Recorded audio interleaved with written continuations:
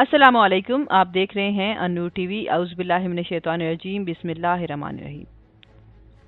خیبر پختونخوا کے پی کے نے Khyber Pakhtunkhwa school bag act 2019 کا مسودہ تیار کیا ہے اور توقع ہے کہ جلد ہی اس کا حتمی مسودہ صوبائی اسمبلی میں پیش کرے گا۔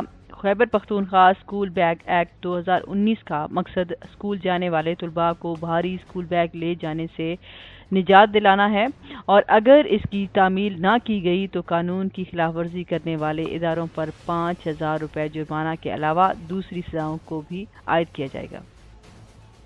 مزید آگے بڑھنے سے پہلے اگر آپ نے میرا چینل سبسکرائب نہیں کیا تو انور ٹی وی کو سبسکرائب کریں اور بیل آئیکن کو ضرور ہٹ کریں۔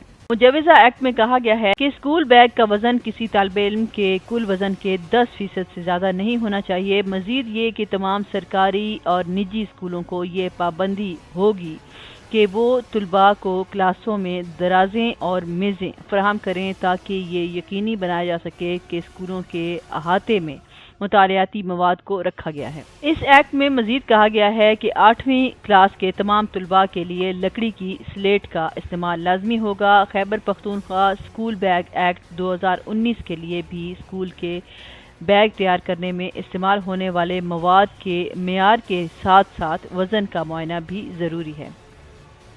مزید یہ کہ درسی کتب بورڈ کو ہدایت کی جائے گی کہ وہ معیاری مواد پر نصاب کی کتابیں شائع کرے۔ مجوزہ ایکٹ کے بعد تمام نجی اور سرکاری تعلیمی اداروں کو عمل پیرا ہونا تھا اور اس ایکٹ کے خلاف ورزی کی صورت میں 5 لاکھ روپے جرمانہ اور سزائے موت بھی دی جا سکتی ہے۔